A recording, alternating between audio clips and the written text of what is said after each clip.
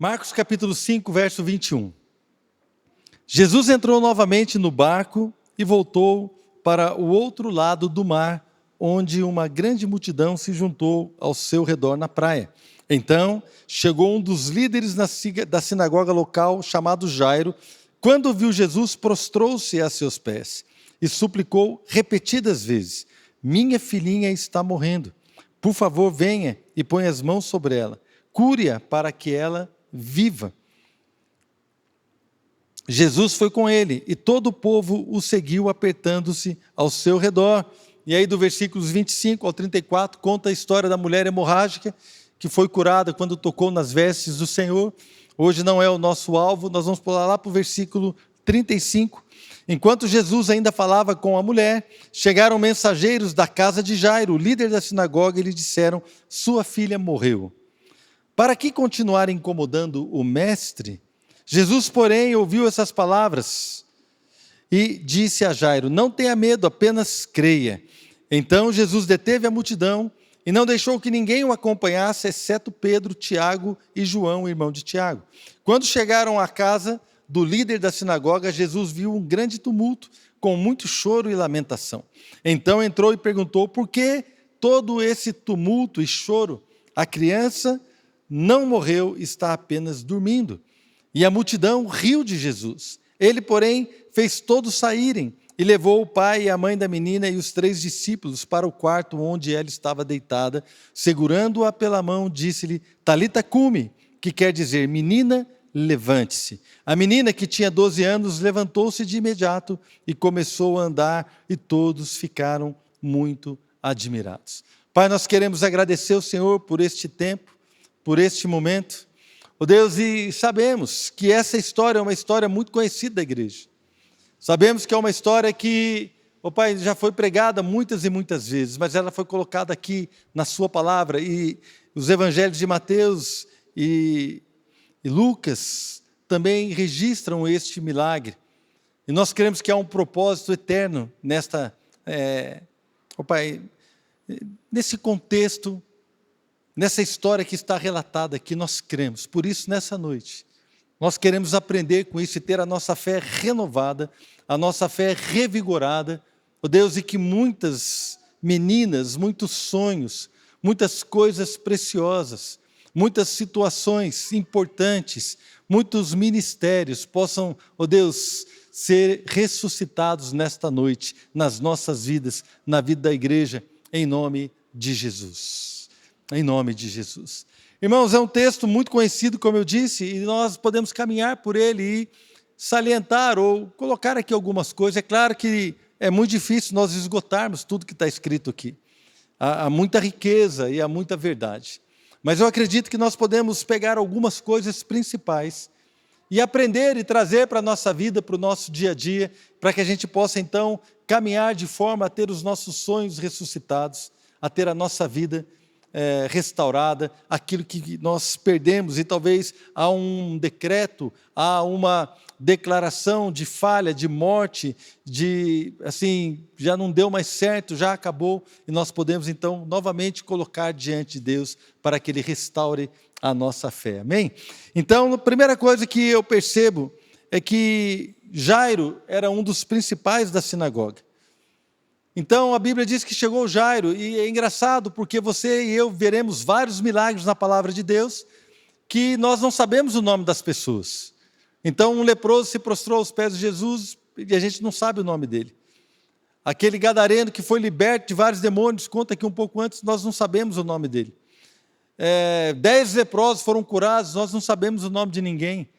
Sabemos o nome de uma ou outra pessoa, mas nós não sabemos o nome de todos. E de Jairo nós sabemos o nome, e estudiosos da palavra dizem que quando o nome de alguém era destacado, porque essa pessoa realmente era uma pessoa que tinha uma posição, era uma pessoa que tinha um reconhecimento da comunidade, então este nome ele permaneceu durante muito tempo. E os discípulos puderam registrar o nome deste homem, Jairo, que era o líder da sinagoga. A sinagoga, onde era a vida religiosa, a vida social também, ela girava em torno da sinagoga dos judeus. Então aquele homem era conhecido de toda a comunidade judaica. Ele era conhecido. Quando ele chegou ali, se prostrou e repetidas vezes ficou insistindo com Jesus para que Jesus fosse até a sua casa, todas as pessoas sabiam quem ele era. Então, a primeira coisa que eu entendo é que Jesus, ele não faz diferença das pessoas, não faz acepção de pessoas. Ele não faz diferença entre uma e outra pessoa. Por que eu falo isso? Porque, como eu disse aqui, quando chegou um leproso, nós não sabemos nem o nome dele, mas Jesus o curou. Depois Jesus curou 10 leprosos, Jesus curou um cego, fez lodo e colocou no olho daquele cego e ele foi curado, nós não sabemos o nome dele. Jesus, ele entrou na casa de Zaqueu, que era um rico, chefe dos publicanos, né, ali daquela cidade, uma pessoa muito rica, Zaqueu. Sabemos o nome dele porque era uma pessoa importante, então Jesus olhava para as pessoas importantes, Jesus olhava para as pessoas mais simples, Jesus olhava para os ricos, ele olhava para os pobres, ele olhava para as crianças, ele olhava para as mulheres, ele olhava para os doentes, ele olhava para todos aqueles que estavam ao seu redor. Sabe por quê? Porque ele não faz acepção de pessoas. Cada um é importante. Cada um de nós é importante. Às vezes nós mesmos nos julgamos indignos, porque tivemos uma ou outra situação na vida, uma ou outra história de vida complicada. Ou então nós nos achamos insignificantes porque somos simples, talvez não tenhamos cultura, ou meu trabalho é um trabalho simples, ou então a minha família é uma família pequena e a gente acha que não tem condições. E às vezes nós, como igreja, olhamos para o rico e achamos que o rico também não precisa de Deus, porque o cara vive tão bem que ele certamente é até tolice pregar o evangelho para esse cara, porque é uma pessoa tão rica e tão abastada que vive o melhor. Como é que eu vou falar para ele que ele precisa de Jesus? O cara não precisa de nada. Na verdade, irmãos, todos nós precisamos de um Redentor, de um Salvador, porque o salário do pecado é a morte. Amém? Mas o Senhor nos deu graça, o Senhor nos dá vida eterna através de Jesus. O seu perdão está disponível a todo aquele que crê, a todo aquele que entrega a sua vida ao Senhor Jesus e o tem como Senhor e Salvador da sua vida. E nisso não há acepção de pessoas, todos são importantes.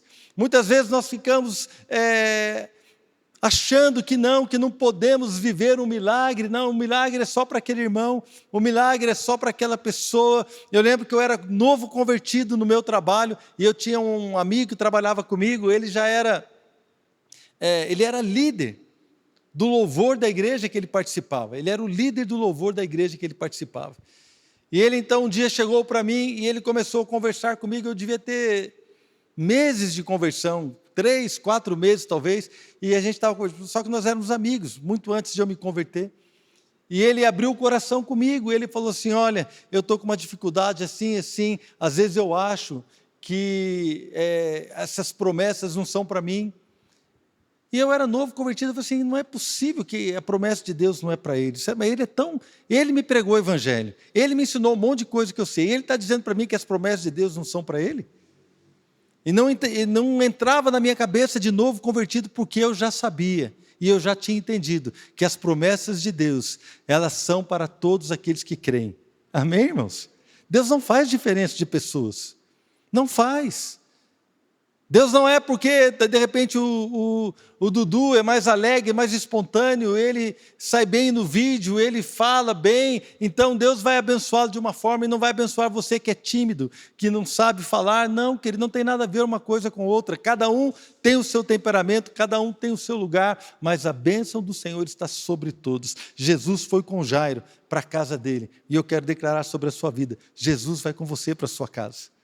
Jesus vai visitar o seu problema. Você que está aí na sua casa, já sinta a presença dele aí. Jesus já está entrando no seu lar. Ele já está ali, por quê? Porque ele vai quem o convida. Quem o convida? Ele vai. Ele não faz diferença. Amém, irmãos? Isso é maravilhoso. Agora deixa eu te dar também uma palavra. Prepare-se, porque quando ele chega, ele muda a nossa vida. Quando ele vem, nós não conseguimos ficar do jeito que estamos. Ele vem trazendo cura, trazendo restauração, e com todo o seu amor, ele vem derramando sobre nós da sua graça, e somos confrontados com a santidade dele. somos confrontados com a sua grandeza, somos confrontados com a pureza da sua palavra, e nós então entendemos que aquilo que ele tem para nós demanda também um posicionamento de fé, de santidade, de arrependimento, para vivermos tudo aquilo que ele tem para nós, amém? Então Deus está querendo fazer isso hoje nas nossas vidas. E é interessante que Jairo chegou ali e repetidas vezes ele ficou dizendo: Senhor, a minha filhinha está morrendo, vamos lá. E Jesus então decidiu ir com ele. Irmãos, há situações na nossa vida que nós precisamos estar constantemente colocando diante de Deus. E nós precisamos então crer que Deus fará coisas grandes. Jairo foi até ele porque ouviu falar de alguma forma que Jesus era poderoso para impor as mãos sobre as suas filhas e curá-la. Irmãos, o que é que você tem ouvido falar acerca de Jesus? O que é que você tem ouvido falar acerca da palavra de Deus, das promessas de Deus? Porque de acordo com aquilo que você alimenta no seu coração, você vai agir. Se eu e você temos alimentado a nossa fé de que Ele é poderoso para nos dar, querido, infinitamente mais de tudo quanto pedimos ou pensamos, Ele pode fazer infinitamente mais. Se nós então cremos que todas as promessas têm o sim e o amém em Cristo Jesus, se nós podemos agir como Abraão, que diz que não duvidou por incredulidade, mas pela fé se fortaleceu, dando glória a Deus. Abraão recebeu a promessa de que teria um herdeiro, e aí ele ficou anos e anos orando, crendo e proclamando e fortalecendo a sua fé. Irmãos, se nós entendermos isso, fortalecer a nossa fé, nós vamos viver tudo aquilo que Ele tem. Mas é preciso colocar a nossa vida diante dEle. E Jesus, então, Ele estava caminhando para a casa de Jairo e, de repente, algumas pessoas da casa de Jairo e falaram assim: olha, não incomode mais o mestre, porque a sua filha já morreu. Não incomodes mais o Senhor, porque a sua filha já morreu. Irmãos, eu lembrei hoje aqui de uma situação, há muitos anos, irmãos, eu orei, eu no meu trabalho, deixa eu te contar algo, no meu trabalho, quando eu me converti, muitas e muitas vezes, às vezes eu me deslocava de um prédio para o outro, e eu trabalhava num lugar onde havia muito grama, muito gramado, um lugar muito bonito. Eu trabalhava ali, eu ia me deslocando de um prédio para o outro para realizar uma tarefa, ou uma reunião, qualquer coisa, e eu ia andando ali, irmãos, de repente começava a ver as árvores, começava a ver as aves, começava a ver as flores, que era um jardim muito bonito, e eu começava a chorar, irmãos. Começava a chorar no trabalho, falei: Deus, o que eu estou fazendo aqui? Eu quero sair daqui, eu quero pregar o Evangelho, eu quero viver para o Senhor há muitos anos. Deixava a Adriana no trabalho dela, e eu ia no meu carro, eu ia chorando para o trabalho. Então eu tinha um desejo de viver, não apenas um desejo, mas eu me sentia em desobediência. Eu achava que Deus havia me chamado para o tempo integral, e Deus realmente havia me chamado. Mas há um tempo para todas as coisas, nem todo mundo tem esse chamado. Mas era o chamado para a minha vida. Então eu orava e orava constantemente, mas chegou um dia que eu me frustrei, irmãos. Eu falei assim: Deus, eu não vou mais orar sobre isso. Eu falei para Deus: Deus, eu não vou orar mais sobre o meu chamado para vir para o tempo integral, não oro mais. Eu tinha um bom emprego, irmãos, eu era engenheiro, trabalhava no Instituto de Pesquisas, tinha um cargo público federal, com aposentadoria integral. Eu abri mão de tudo isso para ser pastor. Não tem mais aposentadoria com tempo integral, não tem mais, estabilidade de emprego, nada disso. Eu abri mão de tudo isso porque eu queria viver o chamado de Deus para a minha vida.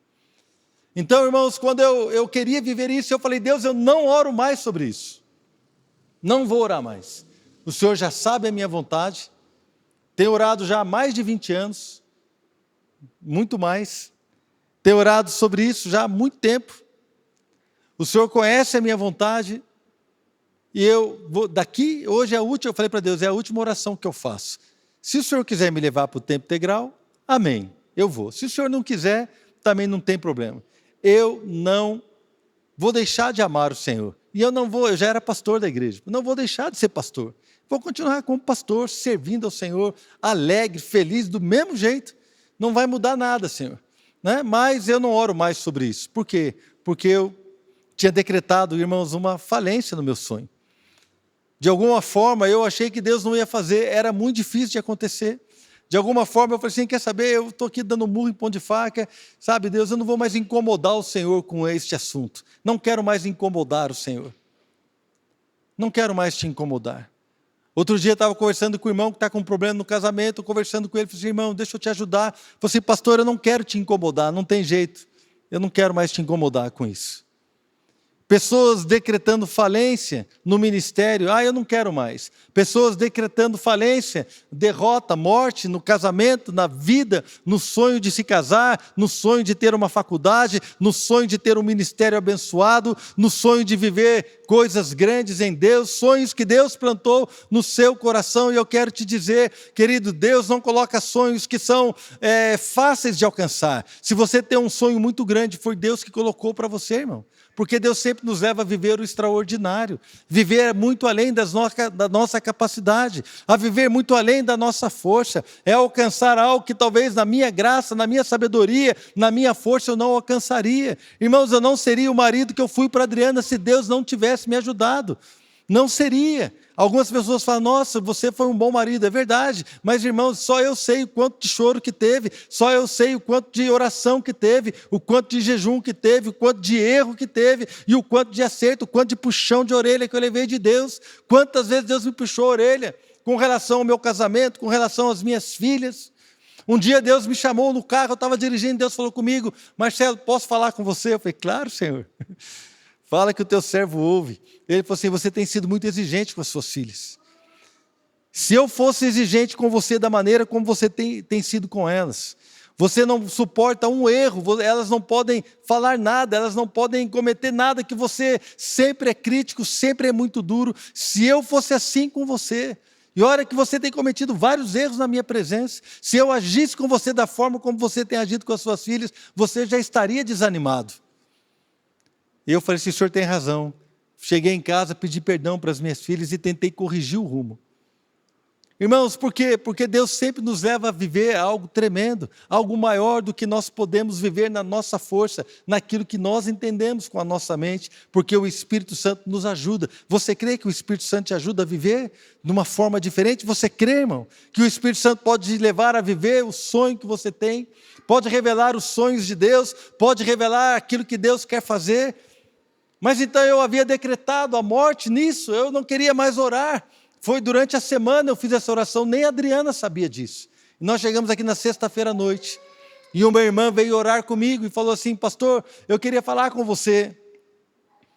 Eu não sei o que é, ela disse, eu não sei o que é. Deus não me revelou o que é, mas Deus me falou algo que eu preciso falar com você. Eu falei, pode falar, minha irmã. E ela falou assim, olha, você falou para Deus que não vai mais orar sobre um determinado assunto, eu não sei qual que é. Mas Deus está dizendo para você continuar orando. Irmãos, é de Deus ou não é? É de Deus. Quem que dá uma palavra dessa? Foi a única vez que eu recebi uma palavra dessa em mais de 30 anos de convertido. Mas Deus está dizendo para você continuar orando. E eu quero dizer para você nessa noite, não é profecia não, mas é uma palavra de Deus para a sua vida. Deus está dizendo para você continuar orando. Não temas. Não tenha medo, apenas creia. Apenas creia. Creia que Deus vai te levar a viver aquilo que você tem. Não aceite. Não aceite, querido, de repente uma palavra de morte, de derrota. Não aceite uma palavra que diz que você não pode. Não aceite uma palavra que diz que você não pode viver a cura, o milagre, o extraordinário. Irmão, nós vamos orar, vamos crer. Este é o nosso papel. Nós vamos crer em nome de Jesus. E é interessante que Jesus então chega na casa de Jairo. E a Bíblia diz que a multidão riu dele quando ele falou, olha, a menina não está morta, a menina está dormindo. E uma vez perguntaram para mim se Jesus havia mentido. Eu não sei, eu não soube responder, irmãos. Jesus mentiu? Porque a menina estava morta. Estava ou não estava? Estava, a menina estava morta. Mas Jesus diz, ela não está morta, ela está dormindo. Aí perguntaram para mim, Jesus mentiu? Eu falei, posso dizer que não, porque a Bíblia diz que Jesus não pecou, ele andou entre nós sem pecado, e a mentira é um pecado. O que Jesus viu é algo que já era realidade no céu. A menina estava viva, estava dormindo e ia ser despertada. De repente, eu e você colocamos um decreto sobre as nossas necessidades, sobre o nosso problema familiar, sobre o nosso casamento, sobre as nossas finanças. Nós colocamos uma palavra de morte. As pessoas que estão ao nosso redor colocam uma palavra de morte. Talvez o nosso cônjuge coloque uma palavra de morte. Talvez o nosso filho, nós colocamos uma palavra de morte para o nosso filho, para aquilo que ele vai viver. Esse menino não vai dar em nada, essa pessoa não vai ter futuro, porque olha só, é assim, é assado. Mas de repente o que Deus está dizendo é que não está morto, está dormindo e ele vai despertar. Eu e você então podemos crer, irmãos, que Deus é um Deus que traz à existência coisas que não existem. Ele traz vida onde há morte. Ele traz esperança onde há desesperança. Ele traz amor onde não tem mais amor, onde talvez tenha a indiferença. Ele faz coisas grandes e tremendas. Mas quando Jesus declarou que não estava morto, mas estava dormindo aquela menina, as pessoas riram dele. E essa palavra aqui que foi traduzida como riram, como a multidão riu, essa palavra rir, ela aparece 3 vezes só na Bíblia, no Novo Testamento. E as 3 vezes são referência a esta passagem, em Mateus, Marcos e Lucas. Quando diz que as pessoas riram-se de Jesus. E essa palavra, na verdade, ela significa ridicularizar, ou rir baixinho, com escárnio. É um desprezo, as pessoas desprezaram Jesus, desprezaram aquilo que ele estava falando. Na verdade, não estavam desprezando apenas ele, mas estavam desprezando aquilo que ele havia dito que ia acontecer. E eu quero dizer algo para você nessa noite: não despreze a promessa de Deus sobre a sua vida, não deixe o diabo desprezar das promessas de Deus que estão sobre você. Querido, não deixe as pessoas que estão ao seu redor desprezarem daquilo que Deus prometeu, não deixe as pessoas rirem. Elas podem até rir, problema delas, mas Jesus não se moveu por causa do riso ou do desprezo, ele se moveu pela fé e ele sabia o que ia acontecer. E o chamado para mim e para você nessa noite não é nos movermos de acordo com aquilo que as pessoas falam, não é nos movermos de acordo com aquilo que nós mesmos pensamos, mas é nos movermos de acordo com aquilo que nós cremos, porque somos aqueles que não andam por aqueles que vêm, nós não andamos pela vista, nós andamos por fé, amém? Não andamos por aquilo que vemos, andamos por aquilo que cremos. E quando nós andamos por aquilo que cremos, as pessoas vão zombar de nós. Irmãos, eu não sei você, eu fui zombado muitas vezes, e até hoje sou zombado, quando falo que sou pastor, quando falo que sou cristão, quando eu falo que eu sou um homem de Deus. Irmãos, eu acredito que você também já foi zombado, já riram da sua fé. Já falaram para você, você é pastor, você é cristão, você é crente, você dá dinheiro lá para o seu pastor, e chamaram você de bobo, de tolo, riram de você, muitas vezes zombaram da sua fé, zombaram da nossa postura. Eu lembro de uma vez que eu fui fazer um trabalho numa outra cidade, quando eu cheguei lá, as pessoas já haviam se organizado, os homens se haviam se organizado para nós irmos para uma casa de show, né, de show noturno, um show para homens. Vocês estão entendendo o que eu estou falando. E quando cheguei lá, estava todo mundo feliz. Hoje à noite nós vamos lá em tal lugar, vai ser assim, vai acontecer isso, vai acontecer aquilo. Eu falei, senhora, muito obrigado, mas eu não vou. E eles perguntaram para mim, mas você não gosta de mulher? Eu falei assim, gosto da minha. A minha mulher é maravilhosa, eu amo ela de todo o meu coração. Eu gosto de mulher, da minha mulher que Deus me deu. Zombaram de mim, irmãos, um monte.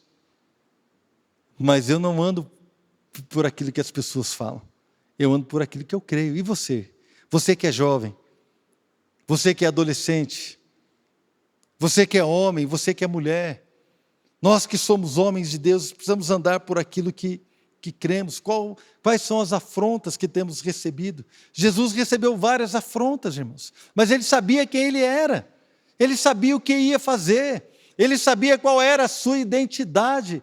Irmãos, e para nós vivermos o milagre da ressurreição, dos nossos sonhos, da promessa, da nossa fé, da nossa alegria, do nosso ministério, da nossa casa, da nossa família, dos nossos relacionamentos, eu e você vamos ter que enfrentar e vencer todo tipo de afronta. Não podemos esmorecer, porque estamos sendo afrontados ou ridicularizados, não importa, querido. Porque eu sei em quem tenho crido e sei que Ele é poderoso, amém, irmãos?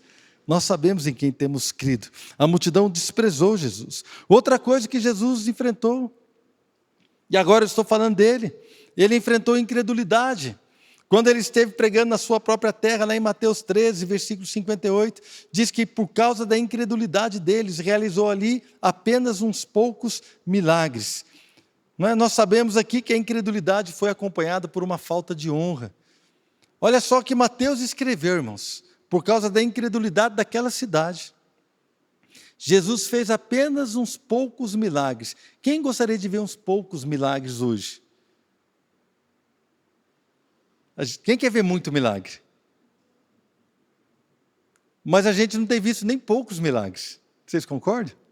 A gente teve pingos de milagres. Pingo aqui, outro pingo lá.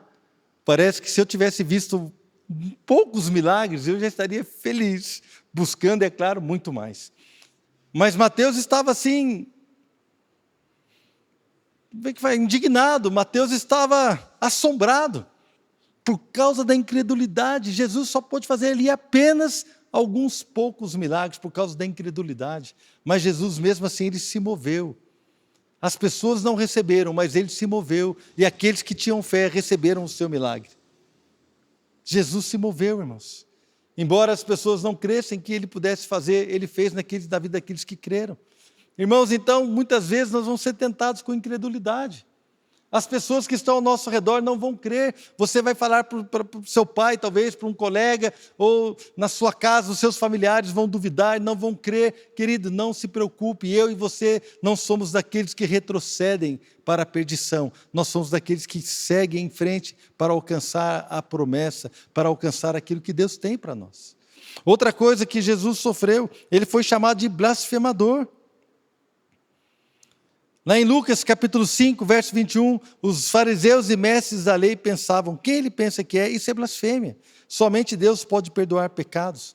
Porque quando colocaram aquele paralítico através do telhado diante do Senhor Jesus, que ele desceu no telhado, colocaram na frente dele, ele falou assim: olha, seus pecados estão perdoados. E ele foi acusado de alguém que blasfemava, de alguém que falava coisas contra Deus.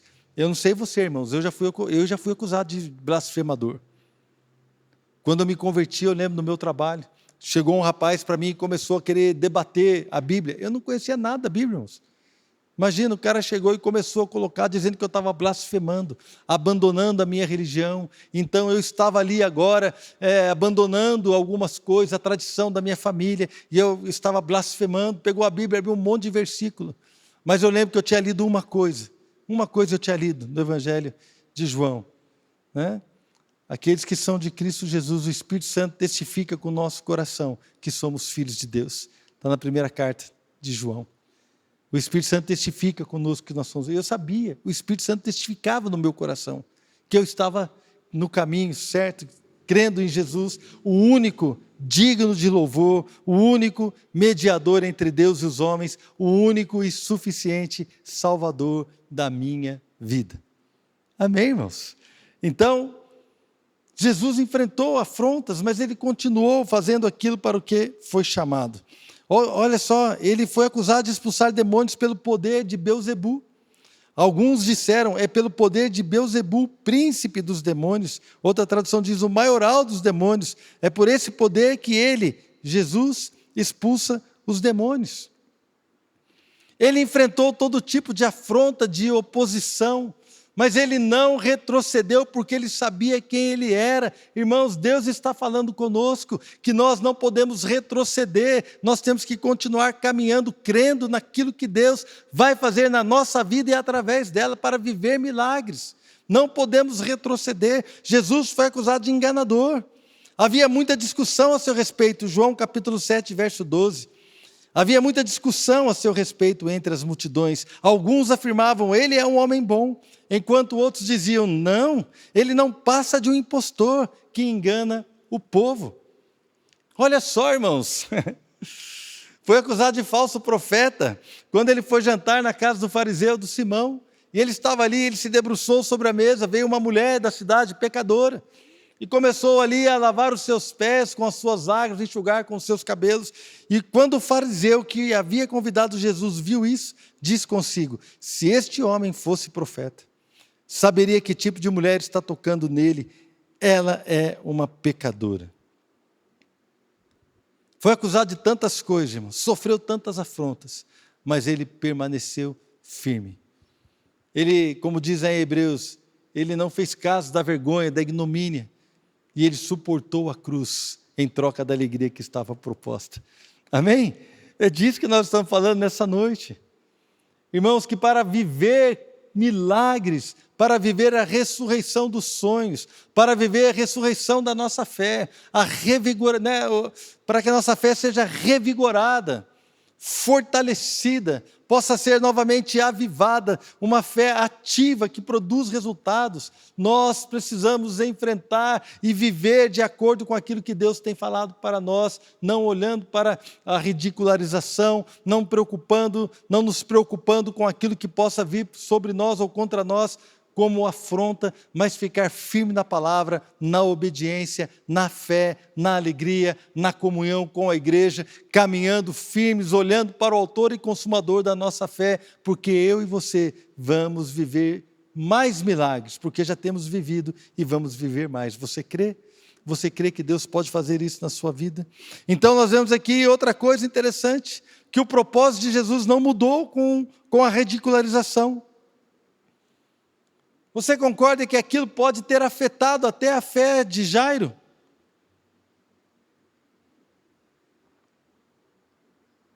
Imagina Jesus virando para ele, o pessoal chega e fala assim, a sua filha morreu, não incomoda mais ele. Aí ele pega, vira para Jairo, fica tranquilo, não temas, não tenha medo, apenas creia. Imagine, irmãos, aí Jairo vai, levou um baque, e agora ele vai caminhando. Chega na casa dele, está todo mundo chorando, ele leva aquele baque, aquela realidade de ver as pessoas chorando, lamentando. E de repente Jesus fala para ele assim, olha, por que vocês estão chorando? A menina não está morta, apenas dorme. De repente Jairo se enche de alegria e as pessoas começam a rir, ridicularizar. Aí ele pega, cai de novo, fica desanimado e Jesus tira todo mundo do quarto, fica só ele. Pedro, Tiago, João e os pais da menina. Irmãos, tem hora que você precisa tirar as pessoas de perto. Quem te atrapalha? Tira de perto, querido. Tira de perto aquele seriado que talvez te leve para a pornografia. Tira de perto aquele site que, se você tem um aplicativo, e de repente aquele aplicativo ele te fica botando ali propaganda de algo que você não pode ver, não deveria. Então, apaga esse aplicativo do seu celular. Se você não tem condições, se você está com dificuldade financeira e você está com dificuldade de controlar, nesse momento, talvez você tenha gastado mais, irmão, pega o seu cartão de crédito, quebra.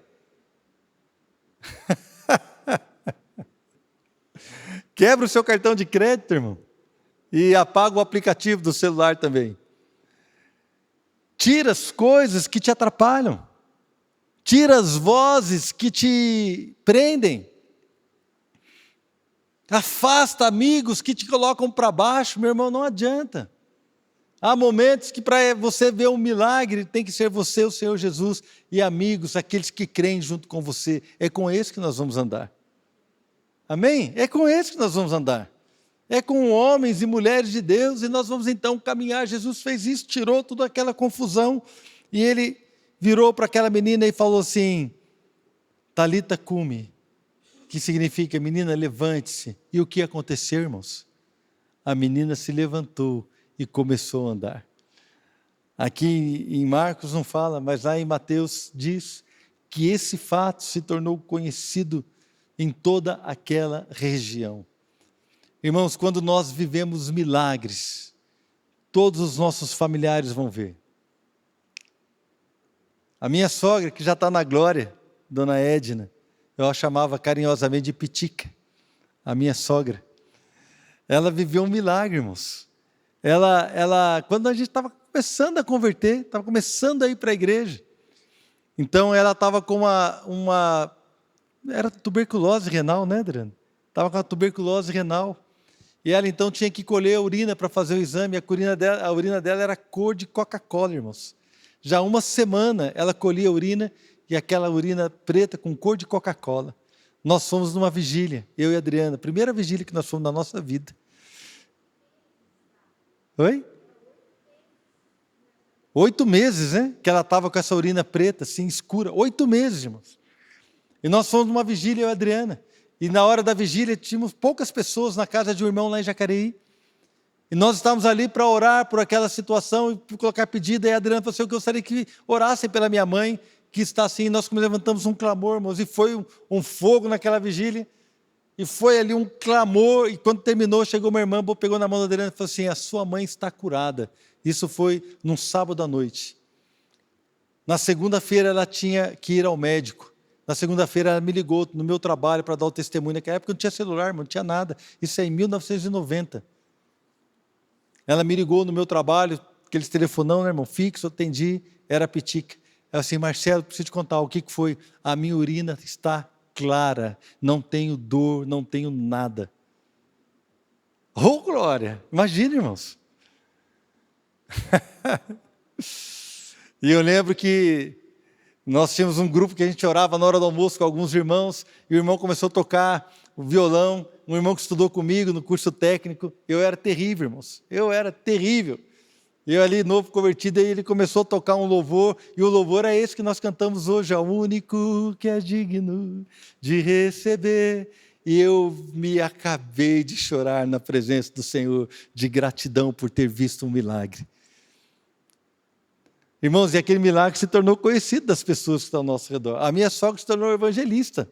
Ela pregou para muita gente, ganhou muita gente, falava do amor de Deus e ela dava testemunho disso, do milagre daquilo que ela viveu. Amados, eu quero profetizar sobre a sua vida, você vai viver milagres, e esse milagre então vai ser conhecido das outras pessoas.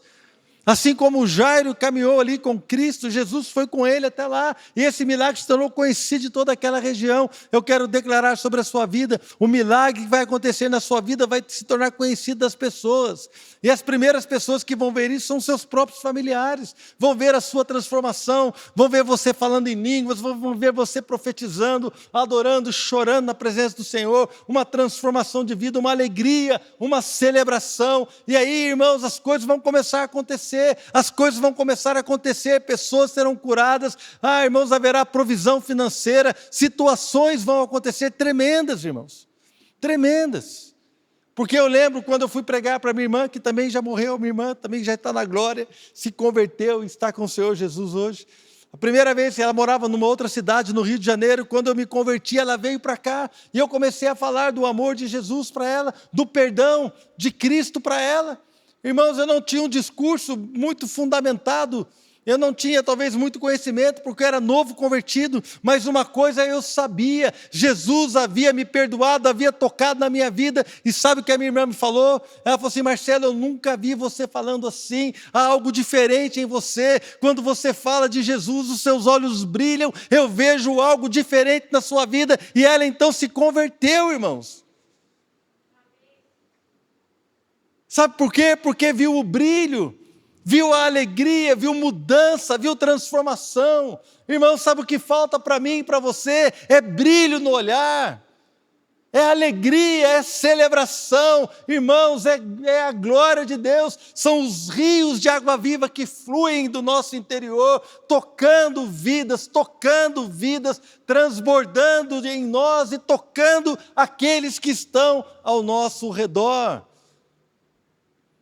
Tocando aqueles que estão ao nosso redor. As minhas filhas pediam para eu tocar violão para elas dormirem, e eu sentava na cama e começava a tocar violão, irmãos, e começava a cantar, e eu começava então ali a adorar, e eu chorava na presença do Senhor, eu começava a cantar em línguas ali, e a chorar, e quando eu olhava na cama, estavam as duas chorando também, estavam ali adorando a Deus, eram pequenininhas, irmãos, 3 anos, 4 anos, depois um pouquinho mais, foram crescendo, e na noite que a Fernanda iria se casar, no dia seguinte, no sábado, na sexta-feira, eu peguei o violão e sentei com a Fernanda e com a Flávia na cama, botei as duas na cama, sentei com elas e nós começamos a adorar a Deus, e ali nós choramos de gratidão, por termos vencido esse tempo na presença do Senhor. As minhas filhas viram a adoração transbordar de mim e passar para elas, hoje elas são adoradoras,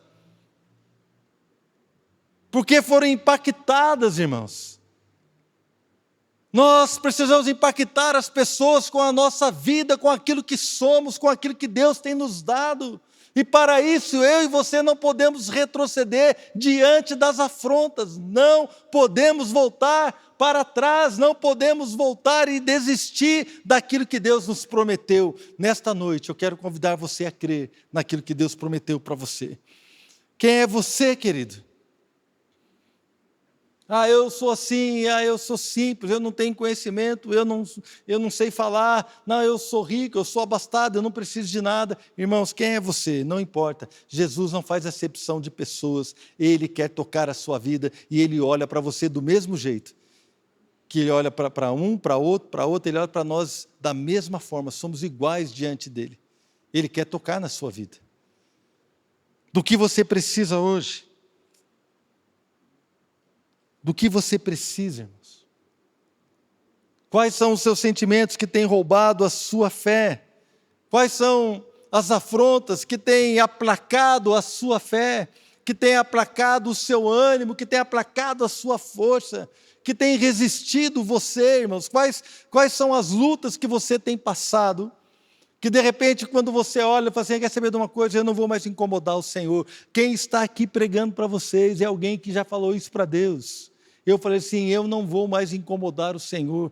Irmãos, uma vez eu tive uma frustração tão grande, eu amo pregar, Deus me chamou para pregar, e uma vez, há muitos anos atrás, eu tive uma frustração tão grande com uma pessoa que eu havia evangelizado, e essa pessoa deu um rombo na igreja, ela veio para a igreja e roubou um monte de gente, irmãos. E eu fiquei sabendo daquilo, eu fiquei tão triste, com negócio de carro, com algumas coisas assim, eu fiquei tão chateado, e eu falei assim, puxa vida, eu pregando para aquela pessoa, e eu tinha que pregar naquele dia, num outro bairro, numa outra congregação, e eu falei para Deus,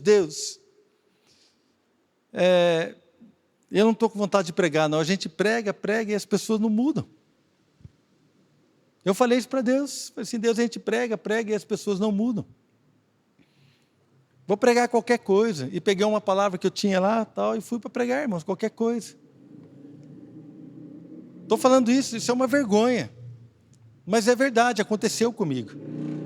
E quando eu cheguei naquele lugar, irmãos, eu estava lá e de repente no louvor, era uma igreja que eu ia pregar muitas vezes, e aquela igreja havia crescido, havia ali jovens, adolescentes para os quais eu havia pregado, estavam ministrando louvor naquele dia, e de repente a glória de Deus veio, irmão, penso num louvor visitado, assim, algo tremendo, e as pessoas chorando, se ajoelhando, aquele mover na igreja, eu mesmo fui tocado pela presença e comecei a adorar a Deus, e de repente o Espírito Santo falou para mim assim, como é que você fala que pregar não adianta? Você pregou para aquele ali, você pregou para esse aqui foi no encontro de jovens que você pregou, lembra que ele foi lá e ele respondeu ao apelo, você está dizendo que a minha palavra não tem poder para mudar a vida deles? Porque uma pessoa não ouviu? Porque uma pessoa não creu? Você perdeu a alegria de pregar? Quem você pensa que você é? Irmãos, e o louvor acabou. E quem estava acabado nesse momento era eu. Acabou o louvor, e eu tinha que subir para pregar, e eu estava chorando, mas eu não conseguia pregar. Porque Deus estava me repreendendo naquele momento, estava me corrigindo. E eu dou glória a Deus pela sua correção, porque Deus corrige o filho que ama. E nesse dia, irmãos, foi uma bênção, porque aí eu preguei totalmente quebrantado, Deus me deu uma palavra ali na hora, e eu ministrei sobre a igreja, e a igreja foi tremendamente visitada, e toda a honra e toda a glória é ao Senhor, porque eu nem queria ter ido lá pregar. Então, às vezes, nós andamos muito pelas circunstâncias, irmãos. Nós somos movidos demais com as coisas que ouvimos, com aquilo que cremos, com aquelas coisinhas aqui. A gente ouve uma coisa, aí alguém reclama, alguém fala uma coisa, eu e você precisamos saber quem nós somos em Deus, qual é o propósito de Deus para a minha vida, qual é o propósito de Deus para a sua família, o que é que Deus tem para você viver. O que é que Deus tem para você viver? E aí, irmãos, nós vamos buscar aquilo que Deus tem e nós vamos viver milagres em nome de Jesus. Você crê? Queria convidar você a ficar de pé. Pode vir aqui, Rodrigo, por favor, pastor Fabiano.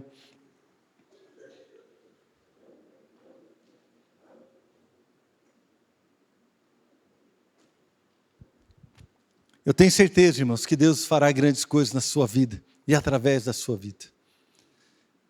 Eu tenho certeza, irmãos, que Deus deseja fazer isso. Ele não mudou, Ele é o mesmo.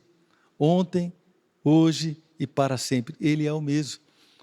O mesmo Jesus que entrou naquele quarto onde havia uma criança morta, o mesmo Jesus, Ele está aqui no nosso meio. É o mesmo, não é outro. O mesmo poder que ressuscitou a Jesus dos mortos está sobre a igreja. O Espírito Santo, que ungiu a vida de Paulo, de Pedro, que estava na igreja primitiva, que viveu tantos milagres. É o mesmo Espírito que está hoje aqui na minha vida e na sua vida. É o mesmo Deus, Ele não mudou. Deus não mudou de ideia. Deus ainda quer abençoar, quer fazer milagres. Deus ainda quer chamar a sua igreja para brilhar. Para brilhar. Como luz do mundo, como estrelas no céu escuro. Nós somos chamados para brilhar. Deus não mudou, o chamado dele não mudou, ele continua sendo o mesmo. E nós não podemos, irmãos, desistir por causa de uma ou outra circunstância difícil. Temos que caminhar, crendo que Deus fará grandes coisas. Queria orar com você nessa noite. Feche os teus olhos e coloque diante do Senhor aquilo que você gostaria que Ele fizesse.